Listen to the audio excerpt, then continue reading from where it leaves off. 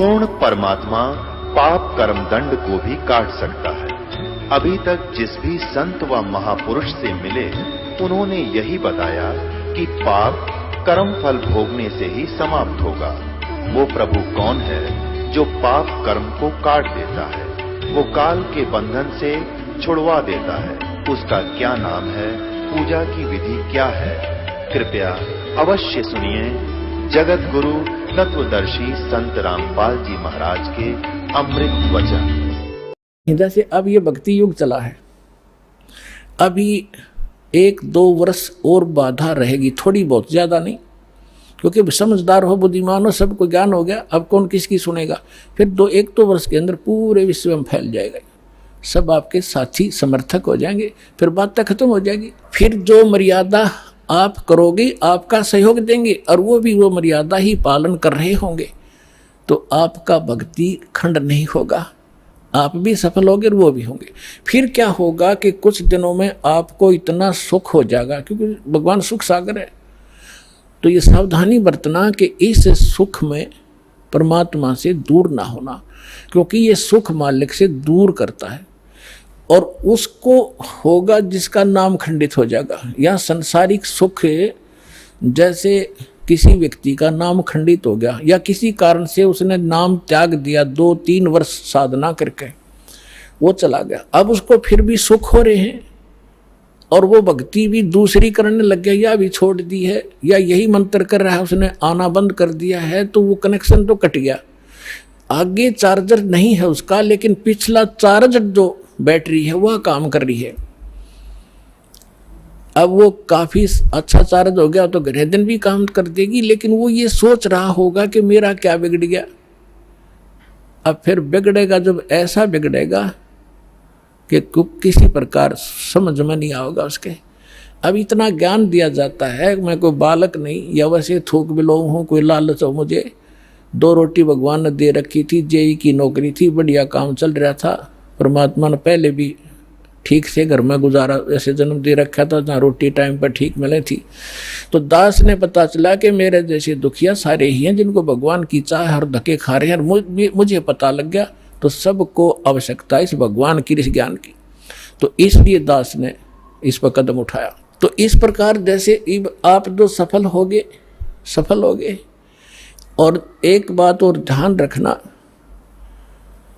आप यहाँ केवल उसी उद्देश्य को लेकर ना आना कि जैसे रोगी है वो रोग ही स्वस्थ हो, जिसको पुत्र की संतान नहीं है वो संतान ही हो तो बात बने। अगर संतान भी आपको आवश्यक होगी देनी तो यही मिलेगी, पृथ्वी पर कोई नहीं देगा आपने। और जो आपका रोग निवारण होगा तो यही होगा, पृथ्वी पर कहीं होगा भी नहीं, और होगा ही होगा, रोग तो निवारण होगा ही होगा। बाकी संतान भी परमात्मा अगर चाहेगा तो सब कुछ कर सकता है। उसका एक लंबा इतिहास है, फिर बताऊंगा, ऐसी बात नहीं। यहाँ हजारों ऐसे प्रमाण हैं जिनके 10-10 वर्ष, 12-12 वर्ष और 15-15, 20-20 वर्ष ब्याह न हो गए थे और बच्चा नहीं था। सारे सब आजकल तो सारे जो है ना ये भौतिक और सारे ट्रीटमेंट हैं, ये भी करवा के छक लिए थे मालिक ने, उनको भी संतान दे दी। ये तो कोई बड़ी बात नहीं है, लेकिन हमारा आपका मूल उद्देश्य मोक्ष हो और आपको पार करने के लिए परमात्मा जैसे भी आपको रखे वैसे ही रहो। जैसे डॉक्टर के यहाँ मरीज होता है और उसको थोड़ा बहुत कष्ट भी बन रहा है, वो जैसे भी कोई ट्रीटमेंट करे, इंजेक्शन लगाओ, जब भी थोड़ा बहुत दर्द तो होएगा। अब उस इंजेक्शन ना लागने दे, फिर वो ट्रीटमेंट क्या करेगा डॉक्टर। तो थोड़ी बहुत संकट, थोड़ा बहुत कष्ट आपको महसूस भी हो, वो गॉड गिवन समझना। किस लिए? परमात्मा हमें उदाहरण देते हैं अपने ऊपर ही। कहते हैं कबीर सुख के माथे पत्थर पड़ो, जो नाम हृदय से जावे, बलिहारी व दुख के जो पल पल नाम रटावे।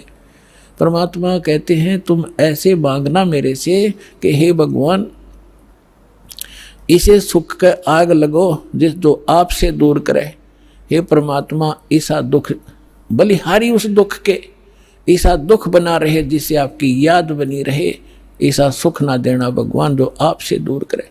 तो आप ये समझ लेना, छोटी मोटी जो ठूठा आप कर रहेगी ये गॉड गिवन होगी, ताकि वो मन बकवाद ना करे, इसने मौत दिखे जा, और तभी ये भक्ति करेगा, ना करने ना दियो।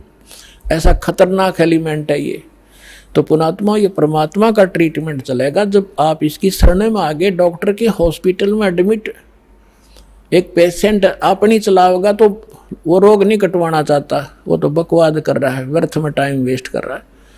तो आप यहाँ आगे हो, भगवान कोई बालक नहीं, आपके भविष्य की जानता है। अब जैसे किसी को एक्सीडेंट हो गया और उसका ब्लड चल रहा है, ब्लीडिंग हो रही है, तो डॉक्टर सबसे पहले उसकी कोशिश करेगा कि ब्लड रोकूं, चाहे उसकी टांग में कितनी पीड़ा हो रही हो, फ्रैक्चर भी हो रहा हो, उसने नहीं संभालेगा कि ये दर्द होने दे थोड़ा, पहले इसकी जान बच चली जाएगी जब ब्लड नहीं रोक आते। तो वो कह रहा होगा है मर गया, पैर टूट गया है मर गया, तो वो अलग बात है, पहले वो ब्लड रोकेगा फिर उस टांग ने संभालेगा, उससे जान नहीं जा सकती। तो इसी प्रकार आप यहाँ आए हो केवल एक उद्देश्य लेकर, और परमात्मा को पता है कि कल ने इसके ऊपर एक ऐसी आपत्ति आओगी, इसकी जान जानी है या कोई और भयंकर अटैक है इसके ऊपर, तो पहले मालिक आपके उस संकट न हटावेगा जो भविष्य में और आने वाला इससे भयंकर। और आप ये सोचोगे बता मेरा ये संकट ना ठीक हुआ, 2 बार लिया, तीसरी बार आ ली, 5वीं हाजिरी होगी। पुणात्मा, या तो आजीवन आने की नीयत बनाओ जब आपका कल्याण होगा। ईसा बालक नहीं भगवान के झाड़े ला देर जा, तुम अपने राज्य रम अपने राज्य नहीं, आपके असंग जन्म का कोड कटेगा यहाँ से। अब जो प्रसंग चल रहा है कि जिन जैसे सतयुग के अंदर पुण्यात्मा जन्म लेती है और उनके लिए परमात्मा ऐसा माहौल बना देता है, फलदार वृक्ष होते हैं सब जगह। जैसे आजकल हम कणक पैदा करते हैं कितनी मेहनत करके, उस समय ये ऐसे खड़े रहते जैसे सामक देखा हुआ आपने, ऐसे खड़े रहते हैं और जाओ और तोड़ो और झाड़ो, पकाओ और खाओ, फल तोड़ो खाओ और भजन, और उसमें भजन सभी करते हैं, उनकी एक ऐसी श्रद्धा होती है।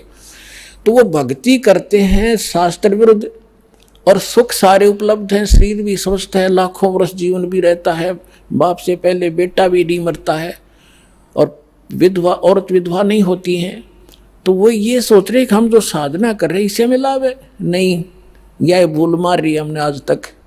तो वो उस सतयुग में कौन प्राणी जन्म लेंगे, ये बहुत असंख्य युगों से चला रहा है। अब जैसे ये समय अब चल पड़ा, जो भगवान पुण्यात्मा है इस ज्ञान से संपर्क में रहेंगे, भक्ति ठीक करते रहेंगे तो ये पार हो जाएंगे। अब अरबों खरबों प्राणी पार होंगे अब इस पिछली पीढ़ी में, क्योंकि परमात्मा ने 3 युग इंतजार की है इस समय के लिए। और कैसे परमात्मा किस प्रकार ऐसे लुका छिपी करके और भक्ति बचा के लाए हैं, आप इस ज्ञान से परिचित होंगे तब पता चलेगा। कहीं भी जैसे आप सोचा करते श्री कृष्ण ने साड़ी बढ़ा दी द्रौपदी की, श्री कृष्ण नर के बस का ना था कुछ भी। परमात्मा की श्रद्धा बनाए रखने के लिए परमात्मा कहते मैं ही सौछल छिद्र करता हूँ, वही उसी संत का रूप बनाकर चले जाते हैं जो जिस गुरु पर आश्रित है और उसका काम कर देते हैं। भगत में आस्था बनी रहती है और वो ने सोचा मेरे गुरु से या इस साधना से ठीक हो गया, होता उसके पूर्व जन्म के संस्कारों से। तो परमात्मा ने इस भक्ति को बचा के जीवित रखना था, इसलिए आपको यहाँ तक लाए हैं। तो अब जो पार होंगे वो तो होंगे ही होंगे। मालिक का वचन है सकल सृष्टि प्रवानिक होई, पूरा विश्व और नाम लेगा, मोक्ष होगा। फिर क्या होगा कि लास्ट में फिर ये तो स्वभाव है इस गंदे लोक का, एक फिर धीरे धीरे चाहकर परंपरा बिगड़ना शुरू हो जाती है।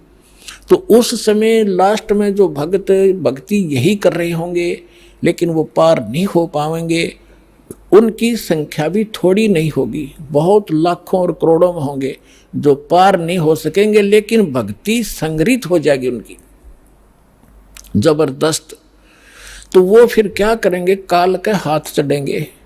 उन्हीं में से ब्रह्मा विष्णु महेश ये देव और ये सब बनाए जाएंगे, गणेश और ये जो जितने भी देवता हैं, इंद्र कुबेर वरुण धर्मराज, ये 33 करोड़ देवता इन्हीं में से सिलेक्टेड होते हैं। और फिर इनको ऊपर रखेगा, ऊपर के लोकों में इनकी पुण्य इनके साथ होंगे। फिर वहाँ इसका टैक्स है, अपना टैक्स हल्क लेगा और अपना वह माल बेचेगा वो न्यारा। तो इनके पुण्य समाप्त जब हो जाएंगे फिर ये दोबारा सतयुग में जन्म लेंगे। वो पिछले वाले जो ऊपर लुटन लग रहे हैं वो इस सतयुग में आएंगे और अब वाले फिर काफी वर्षों के बाद वो आएंगे फिर सतयुग में। अब सतयुग में होंगे ये भक्ति संग्रहित प्राणी जो अब करेंगे। शास्त्र अनुकूल साधना अब मिली इनको। आज तक शास्त्र अनुकूल साधना नहीं थी। 4 युग का हिसाब लगा के देख लो जब किसी के पास आज तक ये शास्त्र अनुकूल साधना हो या भक्ति की हो किसी ने। तो भक्ति अभी शुरू होगी तो इनमें से बचे हुए फिर उसी गेड़ में आगे। सतयुग में जन्म हुआ, फिर वही त्रेता में, द्वापर में, और फिर कलयुग के इसी समय में फिर दाव लगेगा इस मोक्ष का। और ईब चूकिए तो फिर वही चक्कर। इंद्र हजारों वर्ष युगों तक आप उड़े वहाँ इंद्र की पोस्ट पर रहोगे। हजारों वर्षों तक देवताओं के स्वर्गलोक में अपना माल खाओगे, बर्बाद करोगे पूंजी को। और फिर यदि आगे भगवान फिर कोई संत नहीं मिले, इतने जन्म मनुष्य के होकर भी फिर आप 84 लाख योनियों में चक्कर खाओगे। तो ये आज का विषय था कि आज आपको वो दाव लगा है, इसको संभाल के रखना। आपको मानव शरीर प्राप्त हुआ है। आपको 600 वर्ष पहले परमात्मा आए थे तब भी आप मालिक के शरणों में थे। 64 लाख शेष थे। ये 64 लाख तक पहले आएंगे। उसके बाद फिर परमात्मा ने ये अपना प्रचार फैला दिया है। जैसे आपको बताया गया है कि ये वाणी उसको भी जैसे कागभूषण की कथा सुनाई थी, 6 महीने कथा सुनकर उसका थोड़ा सा असर हुआ कि नाम ले लूं, तो ये इतना प्रचार होगा इस वाणी का, आंधी सी उठेगी। तो वो जो टर्न वाइज भी जिनका नंबर मनुष्य का आया है वो कुछ दिन के बाद आ जाएंगे, शरण में आना पड़ेगा। और इस प्रकार ये सबका मोक्ष होगा। बोलो सतगुरुदेव।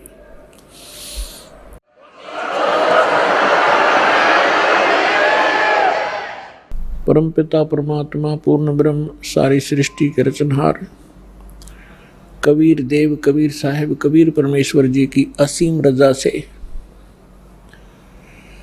आप सभी पुण्यात्माएं परमात्मा की महिमा को सुनने के लिए उपस्थित हुए।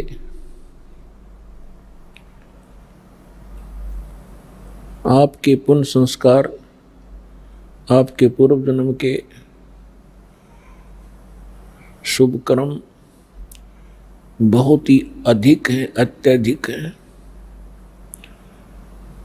तभी आपको परमात्मा की शरण मिली है और ऐसे समय में आपका मानव शरीर है। ऐसे समय में परमात्मा ने यह समय पहले निर्धारित कर दिया था कि जिस समय 5500 वर्ष कलयुग बीत जाएगा तब मैं अपना एक दास भेजूंगा। वैसे तो परमात्मा ने कहा है कि मैं स्वयं आऊंगा। परमात्मा स्वयं ना आए, अपना दास भेज दिया। प्रधानमंत्री स्वयं ना आवे हिसार में, अपना कोई रिप्रेजेंटेटिव भेज दे तो एक का बात समझनी चाहिए, उसमें प्रधानमंत्री में कोई अंतर नहीं होता। वो प्रधानमंत्री की सब पावर युक्त होता है और एक प्रांत को उस रिप्रेजेंटेटिव द्वारा मिलने वाली राहत पर्याप्त होती है। 600 वर्ष पहले परमात्मा ने अपनी प्यारी आत्मा धर्मदास जी को बताया था। पुण्यात्माओं, परमात्मा का विधान है कि वो अच्छी आत्माओं को मिलते हैं, उनको अपनी जानकारी देते हैं, अपने गवाह बनाते हैं। इस समय के लिए परमात्मा इस कलयुग के प्रारंभ में आए थे, प्रथम चरण में, और परमात्मा ने कलयुग को 3 चरणों में बांटा है।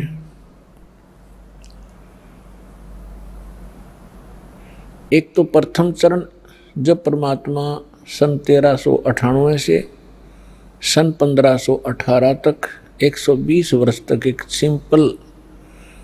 सिंपल मैन, सिंपल सिटीजन आम नागरिक, साधारण नागरिक जैसा जीवन जी के उन्होंने हमारे लिए एक उदाहरण छोड़ा कि भक्तों, ये मेरी प्यारी आत्माओं, यदि आपने यहाँ से पीछा छुटवाना है तो यहाँ की सब बकवादों को सीमित कर देना, नहीं तो ये काल के, ये माया के चोज आपने असंख्यों बार किए हैं और ये आपको यहीं रख लेते हैं। और एक ये भी सिद्ध करना चाहा था परमात्मा ने कि ये ना समझना कि उस समय ब्राह्मण वर्ण जो था वो केवल भक्ति और ज्ञान प्रचार का अधिकारी माना जाता था, और हम यही मानते थे कि ब्राह्मण लोग ही भक्ति करते हैं, इन्हीं का अधिकार है, यही मोक्ष प्राप्त कर सकते हैं। तो परमात्मा ने सिद्ध किया था कि उस समय छुआछूत बहुत ज़्यादा थी और जुलाहा जाति को बहुत ही हेय माना जाता था। शूद्र वर्ण में गिने जाते थे। परमात्मा ने यह सिद्ध करना चाहा था कि जाति और मजहब परमात्मा के पानी में कति आड़े नहीं अड़ता, वो न सहयोगी है न बाधक है। पूर्ण संत प्राप्त हो, सच्ची श्रद्धा से जो सत साधना करेगा, चाहे वो किसी वर्ण में जन्मा हो, अमीर हो या गरीब हो, निर्धन हो, सभी परमात्मा प्राप्ति कर सकते हैं और परमात्मा सबको सामान्य लाभ देगा। यदि राजा भक्ति कर रहा है और साथ में एक रंग कर रहा है, जब आध्यात्मिक सत्र का जो सहयोग होगा, परमात्मा दोनों को सामान्य देगा, कोई अंतर नहीं होगा। तो इसी प्रकार परमात्मा ने यह सिद्ध करना चाहा था कि टोटे में भक्ति करे सोए सही सपूत, ये मायाधारी मस्करे है न जाने कितने जालिए ऊत। टोटे में भक्ति करे, निर्धन दारिद्र होकर भी परमात्मा की आस्था जिसमें है, सोए सही सपूत, और ये मायाधारी मस्करे ना जाने कितने जालिए ऊत, रावण जैसे। और परमात्मा कहते हैं राजा हो भावे रंक हो, निर्धन हो या धनवान हो, इंसान हो, स्त्री या पुरुष हो, परमात्मा प्राप्ति कर सकता है यदि उसको सतगुरु मिल जाए। तो पुण्यात्माओं, आप उन पुण्यात्माओं में से हैं जो आपको सतगुरु भी मिल गए। अब यदि अब भी पार नहीं होगे तो फिर आपकी अपनी नालायकी होगी। परमात्मा ने रजा में कसर नहीं छोड़ी। तो पुण्यात्माओं, ये समय बहुत पहले निर्धारित किया था परमेश्वर ने, और काल ने अपना जाल फैलाया था। जब कबीर परमेश्वर से धर्मदास जी ने पूछा कि हे दीनदयाल, आपने जो कथा सुनाई है सृष्टि रचना की, और इसको सुनकर तो ऐसा लगता है कि हम महाअपराधी और कमीने जीव हैं। हम भरी थाली का ठोकर मार के सुख सागर को छोड़ के इस गंदे तालाब में, इस ओछे जल में आ गिरे। आपके साथ हमने बहुत चीटिंग करी। हे दीनदयाल, आपने कैसे रहम किया हमारे ऊपर, आपने फिर भी संभाले। कितने दयालु हो आप। हमने कैसा जुल्म किया आपके साथ विश्वासघात किया। तब परमात्मा ने कहा कि धर्मदास, माता पिता के पुत्र या पुत्री कितने निकम्मे हो जाएं, फिर भी वो चाहता है कि ये कभी सुधर जा और मेरे पास आ जाएं तो मैं इनको सर्व लाभ दूं। अब ये सभी मेरी आत्मा हैं, मेरे से उत्पन्न हैं, मेरे शरीर से निकली हैं, परमात्मा ने अपने वचन से सभी की उत्पत्ति की है। अब हम परमात्मा के पेट से बाहर आए हैं, और जो भी माता अपने बच्चे को, बेटा या बेटी को जन्म देती है, उसको कितने प्यारे होते हैं। दास ने देखा एक माई का पुत्र बिल्कुल जन्म से अपाहिज था, लाल गिरती रहती थी, ऐसे बांगा टेढ़ा मुख था, और वो माँ उसको इतना प्यार करती थी, लाड करती थी, उसकी लार धो के और चूमती थी, प्यार करती थी। तो पुण्यात्माओं, हम उस परम पिता की आत्मा है जो हमारे लिए भटक रहा है। हम कितने निकम्मे हैं, कितने नालायक हो गए, फिर भी उसके हृदय में हमारी न्यारी कसक है। हमने क्या गलती की थी, ये सृष्टि रचना के द्वारा आपको बहुत बार बता रखी है। आज विषय दूसरा है, इस करके थोड़ा सा हिंट देंगे। जिसमें परमात्मा ने सतलोक, अलखलोक और ऊपर के अगम और अनामी लोक सभी उत्पन्न कर दिए अपने वचन से, अजर अमर। और परमात्मा ने सबसे पहले 16 पुत्रों की उत्पत्ति की, उससे पहले 16 द्वीप उत्पन्न किए, उनमें सबको रहने को कहा। उनमें से एक पुत्र अचिंत था, उससे कहा कि आप सृष्टि रचना करो। शेष उसको अपनी सामर्थ्य का आभास कराना था कि तुम कितने सक्षम हो और क्या कर सकता है प्राणी परमात्मा के अतिरिक्त। तो उसने अपने वचन से अक्षर पुरुष की उत्पत्ति की। श्रीमद् भगवत गीता अध्याय नंबर 15 के श्लोक नंबर 16 और 17 में 3 पुरुष हैं, सरपुरुष, अक्षर पुरुष और उत्तम पुरुष है तो अन्य। उसको परम अक्षर पुरुष यानी परम अक्षर ब्रह्म कहते हैं, जो श्रीमद् भगवत गीता अध्याय नंबर 7 के श्लोक 29 में गीता ज्ञानदाता कहता है कि अर्जुन, जो व्यक्ति जरा और मरण से छूटने के लिए ही प्रयत्नशील हैं, उससे मोक्ष पाना चाहते हैं, वृद्धावस्था से और मृत्यु से, वो उस तत्परम से परिचित हैं, संपूर्ण अध्यात्म ज्ञान से परिचित हैं और सब कर्मों से वो वेल नोन है। वही लोग यहाँ से निकलने की, मृत्यु से और जरा यानी बुढ़ापे के दुख से छूटने का प्रयत्न करते हैं, तो वो उस तत्परम से परिचित होते हैं। अर्जुन ने 8वें अध्याय के प्रथम मंत्र में पूछा कि वो तत्ब्रह्म क्या है। गीता ज्ञानदाता ने 8वें अध्याय के 3रे श्लोक में कहा कि वो परम अक्षर ब्रह्म है, यानी गीता ज्ञानदाता से अन्य है वो समर्थ शक्ति। तो 15वें अध्याय के गीता जी के 16 और 17 श्लोक में 3 पुरुष हैं, सरपुरुष, अक्षर पुरुष, और 17वें श्लोक में कहा कि उत्तम पुरुष है तो अन्य है।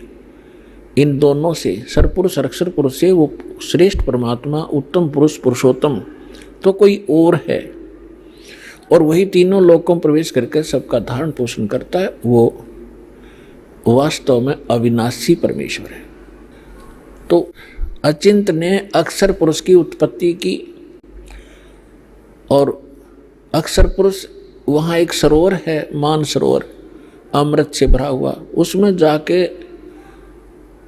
सो गया, गहरा चला गया। वहाँ श्वासों से जीवन नहीं है। काफी समय तक वो बाहर नहीं आया। आपको थोड़ी सी सृष्टि रचना का हिंट देकर आज का जो विषय है वो फिर चलेगा। अचिंत ने देखा अक्षर पुरुष सरोवर के अंदर गहरी निद्रा में सो रहा है, और अक्षर पुरुष के बिना अचिंत सृष्टि नहीं कर सकता। तब उसने अर्ज की कि अक्षर पुरुष निद्रा में है, प्रभु मैं कुछ नहीं कर पा रहा हूँ। तब परमात्मा ने कहा कि बेटा तुम कर भी नहीं सकते, ये तुम्हारे को थोड़ा सा एक झटका दिया है, कहीं तुम बीच में टांग अड़ा लेते। परमात्मा ने ये सिद्ध कर दिया कि समर्थ का काम समर्थ ही कर सकता है, और दूसरा कोशिश करेगा तो वो मार ही खाएगा। तब परमेश्वर ने उसी सरोवर से थोड़ा सा जल अपनी आचमन में लिया अपनी शब्द से उसको अंडा बना दिया। अंडे में अपने वचन से अपने ही अंदर से एक आत्मा उसमें प्रवेश कर गई। उस अंडे को बहुत बड़ा आकार का अंडा बना दिया, उसको उसमें छोड़ दिया सरोवर में। गड़गड़ गड़गड़ करता हुआ वो नीचे गया। तो उसकी गड़गड़ाहट सुनकर अक्षर पुरुष की निद्रा खुल गई। और किसी को कच्ची निद्रा से जगा दिया जाए तो उसमें थोड़ा सा क्रोध होता है। उसने क्रोधवश उसको देखा कि किसने मेरी निद्रा भंग कर दी। तो वो कोप उस अंडे पर टकराया, उससे अंडा फूट गया। उसमें से ये सरपुरुष निकला, सरपुरुष।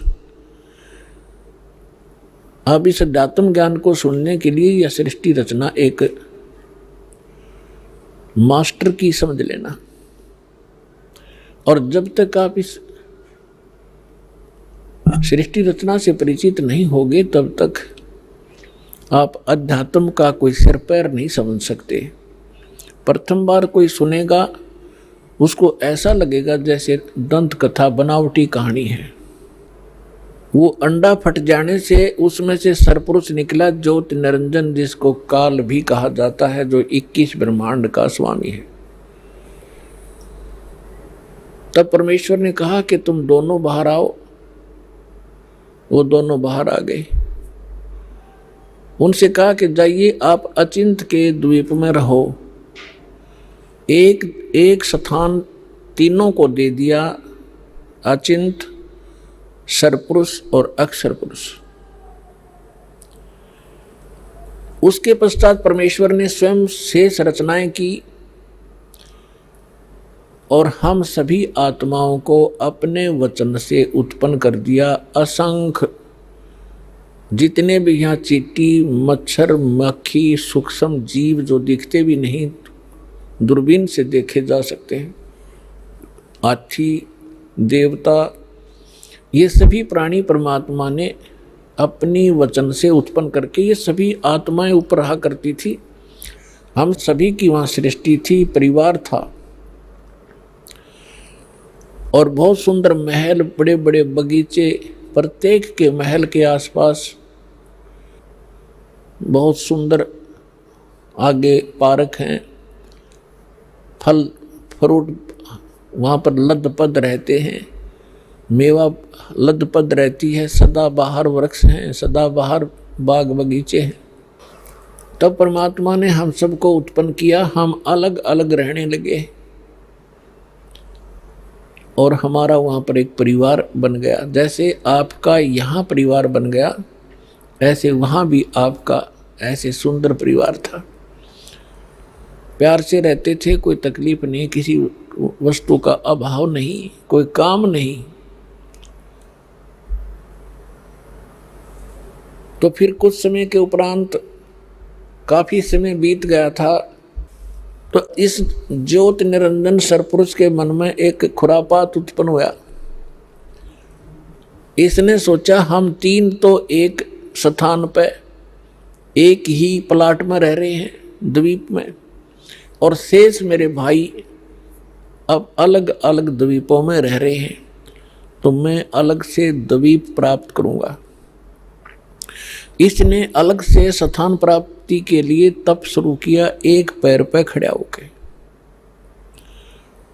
एक पैर पे खड़ा होकर के इसने तप किया, कभी उस पैर को रख ले, कभी उसको। और हम फिर इसके जाल में कैसे फंसे? हम इस ज्योत स्वरूपी निरंजन को देखने लगे और इसके इस ड्रामे को, इस एक्टिंग को, इस तपस्या को हम देखकर प्रभावित हो गए और ये सोचने लगे बड़ा कमाल कर दिया इसने, एक पैर पर खड़ा है, ओहो कितने युग बीत गए, कितना समय बीत गया। तो ये समझ, आज हमारे अंदर भी एक ऐसी प्रेरणा, ये धारणा या कमजोरी आज भी विद्यमान है। जैसे कोई एक्टर, कोई हीरो या हीरोइन, अभिनेता अभिनेत्री, आप उसको देखते हैं, फिल्म वगैरह देखते हैं उनकी, तो उनसे इतने प्रभावित हो जाते हैं ये जवान नौजवान बच्चे, लड़के या लड़कियां, और वो कभी यहाँ आ जा बरवाला में या हिसार में, तो ये नादान बालक है, उसको देखने के लिए वहाँ कई हजारों की संख्या में इकट्ठे हो जाएंगे और वो अपनी रोजी रोटी के लिए चटक मटक करते हैं और ये फजूल में मुफ्त में डले ढोने के लिए उसको देखने जाते हैं। उन पर इतने आसक्त हो जाते हैं और उनको अपना फेवरेट हीरो और हीरोइन बोलते हैं। बताओ, उनसे लेना एक न देने दो, वो उनको बता टिंडे देंगे, वह अपने लिए नाचें कूदें बकवाद करें 2 पैसे इकट्ठे करने की खातिर, और ये मुंह बाएं देखें जहाँ उसकी खातिर वो खड़ी इतने किलोमीटर पर। तो ये कमजोरी हमारे वहाँ हुई थी। हमें सारी सुविधा वहाँ प्राप्त थी, हमारा समर्थ भगवान हमारे को सब सुविधाएं दे रहा था और उस सुविधाओं को भूलकर, परमात्मा के एहसान को भूलकर हम इस नीच को देखने लगे, इस काल को। हम इस पर आसक्त हो गए जैसे ये बच्चे हो जाते हैं एक्टर्स पर। परमात्मा ने बहुत बार आकाशवाणी की कि बच्चों इसके इस ड्रामे में मत देखो, मस्त रहो तुम। हम ऊपर से सावधान हो गए जैसे हम बिल्कुल नहीं चाहते, पर अंदर कसक बहुत ज्यादा बन गई। वो तो अंतर्यामी है, हमारी सारी बात जानते थे कि अब ये गए काम तय। जब उसने 70 युग तक तप किया तब परमेश्वर ने पूछा कि बोल ज्योत निरंजन आप क्या चाहते हो, क्यों ऐसा ये हठ कर रहे हो। तब उसने कहा पिताजी मेरे लिए ये स्थान बहुत कम है, मुझे कोई अलग स्थान दे दो, मैं अपना अलग स्थान चाहता हूँ। परमात्मा ने कहा ठीक है भाई। तब से राज मदमानम और जन्म तीसरे शुक्र सवानम, तेरे इस तप के कारण मैंने तुझे 21 ब्रह्मांड का राज दे दिया। जैसे एक धनी पिता अपने पुत्र को उसके हिस्से के 21 प्लाट दे दे खाली। अब उन ब्रह्मांडों को पाकर ये कभी उसमें जा रहा है, कभी उसमें कूद रहा है, सारा नाच कूद कर इसने सोची कि इसमें कुछ कंस्ट्रक्शन भी चाहिए। अब वो समर्थ है, सबका सब सारे मटेरियल उस परमात्मा से उपलब्ध हो सकते हैं। इसने फिर तपस्या की, 70 युग फिर तप किया। हम फिर भी इसको बहुत ज्यादा चाह रहे थे, ऊपर से सावधान थे पर अंदर से कसक गजब की थी। तब परमेश्वर ने पूछा भी बोल क्या चाहता है ज्योति निरंजन, अब तुझे और क्या चाहिए। तब इसने कहा कि भगवान परमात्मा हे पिताजी मेरे लिए मुझे कुछ कंस्ट्रक्शन करने का मटेरियल सामग्री दे दो। तब परमात्मा ने इसको 5 तत्व और 3 गुण दे दिए और कहा ले बेटा खेल खिलौनों से। इनको पाकर के इसने फिर सोचा कि अब मैं इसमें कंस्ट्रक्शन भी कर लूँगा और फिर ये यहाँ मुझे अकेले का दिल लगे नहीं, इसके अंदर कुछ प्राणी चाहिए। इसने फिर से हठ योग शुरू किया। जब इसने तीसरी बार 64 युग तप किया तब परमात्मा ने पूछा कि बोल ज्योति निरंजन तू क्या चाहता है। तो जो तूने मांगा मैंने दे दिया, अब क्यों हठ कर रहा है। तब इसने कहा कि प्रभु हे परमेश्वर हे पिताजी मेरा अकेले का दिन नहीं लगता, कुछ आत्मा मुझे दे दो। परमेश्वर ने कहा कि देखो भाई इस और तपस्या के लिए तू कुछ और मांग सकता है, अन्य तेरे को ब्रह्मांड दे दूंगा, लेकिन आत्मा नहीं दे सकता क्योंकि ये मेरे अंश हैं और तू इनको घना दुखी कर देगा और मेरे से देखे नहीं जाएंगे फिर ये।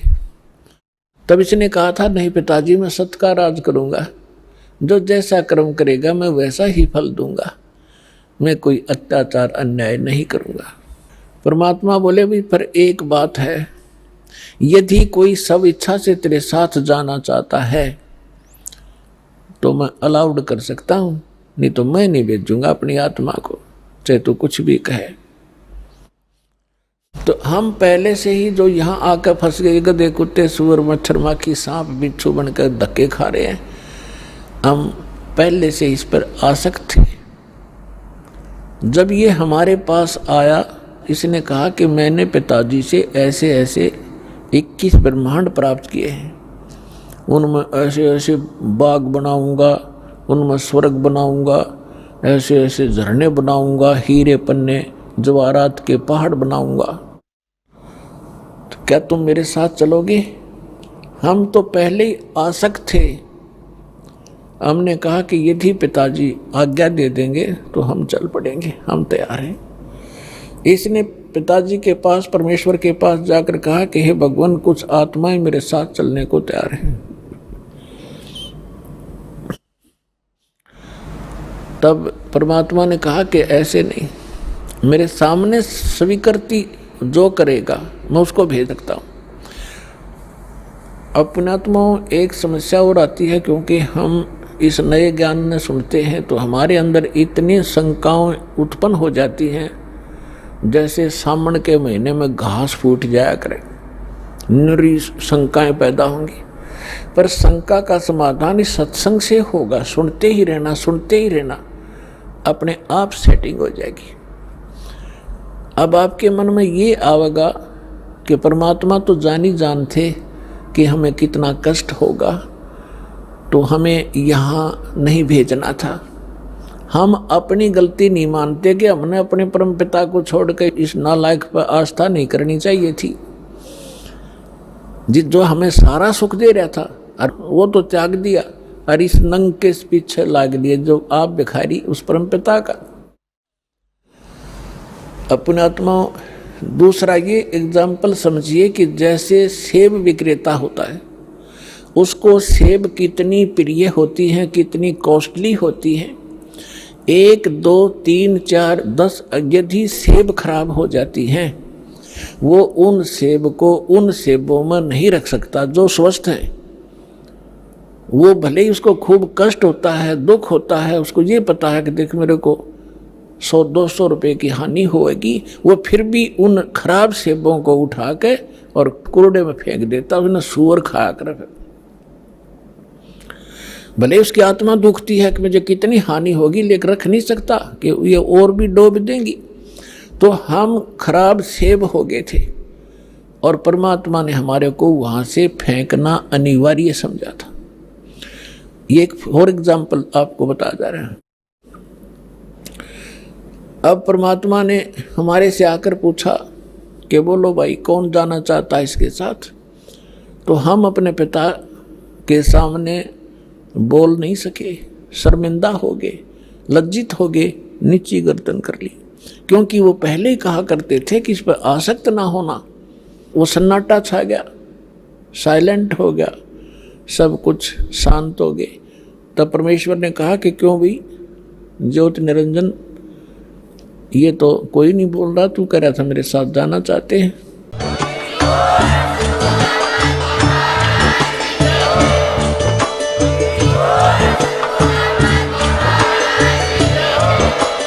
आप सुन रहे थे जगत गुरु तत्वदर्शी संत रामपाल जी महाराज जी के मंगल प्रवचन। अधिक जानकारी के लिए विजिट कीजिए हमारी वेबसाइट www.jagatgururampalji.org। संत रामपाल जी महाराज जी के शुभ आशीर्वाद से पूरे विश्व भर में 500 से भी ज्यादा नाम दीक्षा केंद्र हैं, जिन पर संत रामपाल जी महाराज जी द्वारा ऑनलाइन निःशुल्क नाम दीक्षा दी जा रही है। अपने नजदीकी नाम दीक्षा केंद्र का पता करने के लिए संपर्क करें 8222880541।